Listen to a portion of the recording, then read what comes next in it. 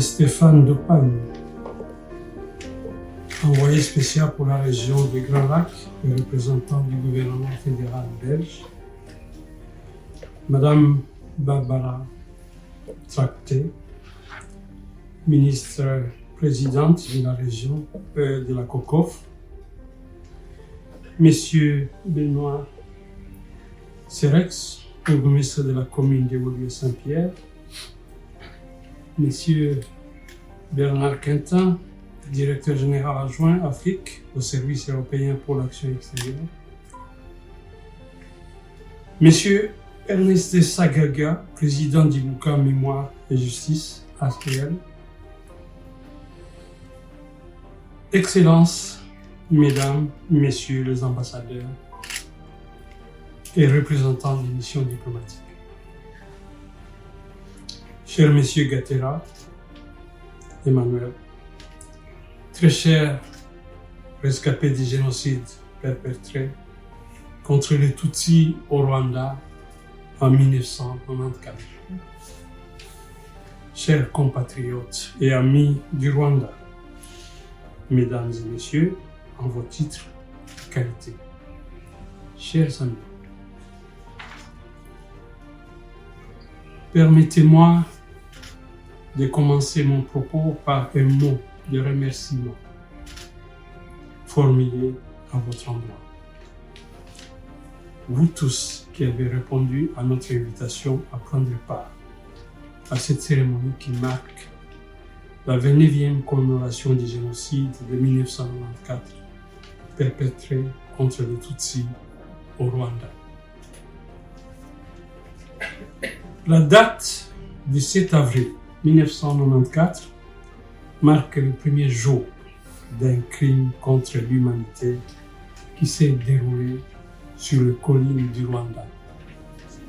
En l'espace de 100 jours, plus d'1 million de personnes innocentes ont été sauvagement assassinées dans l'indifférence générale de la communauté internationale. Bien que ce crime se soit passé chez nous, le fait qu'il ciblait des personnes pour ce qu'elles étaient, à savoir les Tutsis, lui donne un caractère universel imprescriptible. En effet, plus de 4 décennies avant cette date fatidique, en 1948, les États membres des Nations Unies s'étaient entendus pour arrêter le principe ayant pour but la prévention et la répression du crime de génocide dans une convention. Cette dernière a pris la peine de définir ce qu'était un génocide, en quoi il constitue un crime contre l'humanité. Cependant, la réalité du quotidien, qui est bien loin des lois et de la théorie, nous enseigne que sans ces moments de commémoration annuels, la mémoire des nôtres aurait sans doute été oubliée à jamais par le reste du monde. Et nous enseigne également qu'au-delà de l'idéologie du génocide, la nature humaine a tendance à omettre sa part de mal. Et nous enseigne enfin que si nous ne sommes pas vigilants, l'histoire aurait tendance à se répéter. Il est donc indispensable de garder à l'esprit ce danger de l'oubli chaque fois que nous nous réunissons pour commémorer les victimes du génocide perpétré contre les Tutsis du Rwanda en 1994. Mesdames et messieurs, comme le disait l'activiste jamaïcain Marcus Garvey, un homme sans la connaissance de son histoire et de son passé est comme un arbre sans racines. Si cette phrase semble s'attarder sur le passé, c'est pourtant avant tout le présent et l'avenir que ce penseur voulait construire. Dans le cas du Rwanda, c'est d'autant plus important que les chiffres de notre dernier recensement de 2022 atteste que 70% de la population est âgée de moins de 30 ans. En d'autres termes, la majorité de notre population est née après le génocide ou était très jeune au moment de son exécution. Au vu de ces chiffres, l'acte de commémorer annuellement et en différents lieux au Rwanda, dans le monde, et en particulier en Belgique, revêt une toute autre importance. Les mots que nous prononçons ne doivent pas être vains, car leur enjeu pourrait impacter l'histoire de notre nation. À ce titre, je souhaiterais saluer le travail d'écrivains, des journalistes, documentaristes, associations des rescapés à travers la Belgique et autres associations, écoles et pouvoirs locaux belges. Dans ce contexte, j'aimerais particulièrement remercier M. le bourgmestre d'Immobilier Saint-Pierre qui nous reçoit pour son soutien continu en nous permettant, nous Rwandais, et toute personne éprise de justice, de faire ce travail de mémoire. Sans vous, Monsieur le bourgmestre, nos commémorations n'auraient pas de substance. Des lieux ou d'ancrage indispensables pour combattre l'oubli ou pour outiller nos enfants à comprendre l'histoire et dès lors devenir des remparts aux négations de celles-ci, qui sont de plus en plus multiples à l'ère du numérique. Mesdames et messieurs, un autre outil efficace face à l'oubli reste la lettre de la loi et son garant qu'est la justice. À cet égard, le gouvernement rwandais salue le travail effectué en Belgique.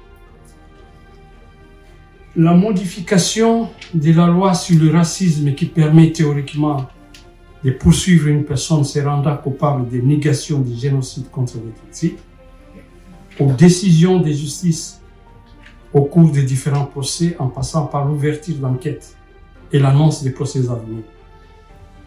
La Belgique a été l'un des pays pionniers du combat pour la justice. Toutefois, la lutte contre le négationnisme ne devrait pas se limiter aux procédures judiciaires. Nous devons de rester vigilants quant aux messages de haine et de négation qui circulent sur les réseaux sociaux. Nous invitons donc l'État belge à poursuivre dans cette voie et à user de son influence découlant de sa position à la tête du Conseil des droits de l'homme pour, d'une part, sensibiliser les pays membres de l'ONU pour arrêter et poursuivre les fugitifs identifiés et confirmés résidant ou se cachant sous leur territoire, comme l'a requis le Conseil de sécurité de l'ONU dans sa résolution numéro 2150 du 16 avril 2014. D'autre part, nous vous invitons à plaider pour que les pays qui n'ont pas encore adhéré à la Convention des Nations Unies sur la prévention et la répression du crime de génocide le fassent et rappeler à ceux qui ne l'ont pas encore fait de promulguer des lois punissant le crime de tout génocide reconnu par les Nations Unies et les tribunaux internationaux, ainsi que tout autre acte conduisant à l'idéologie du génocide, à la négation du génocide et à son révisionnisme tel que défini par les instruments internationaux.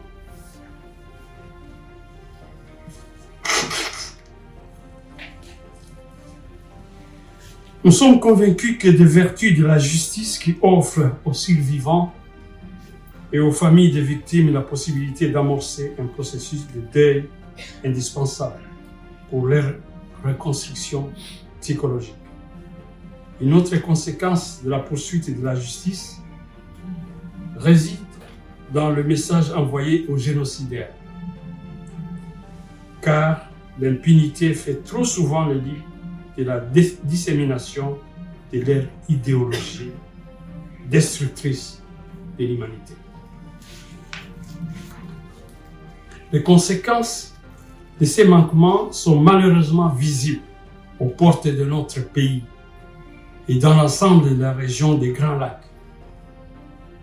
Aujourd'hui, au vu de notre histoire et de notre expérience, nous devons d'alerter la communauté internationale sur la situation actuelle dans l'Est de la RDC, qui a été décrite par la conseillère spéciale du secrétaire général des Nations Unies pour la prévention du génocide, Madame Alice Nderitu, en disant « Cette situation comportant les signes avant-coureurs d'une société fragile, où la haine et la violence pourraient se déchaîner à grande échelle. Si nous ne voulons pas que l'expression « plus jamais ça » demeure encore une fois d'être morte, agissons collectivement, associons nos responsabilités respectives pour un meilleur avenir et ne pas laisser se dérouler dans l'indifférence un drame évitable. Mesdames et messieurs, très chers rescapés, lors du colloque d'Iboka organisé en date du 31 mars 2023, un des participants a dit ceci.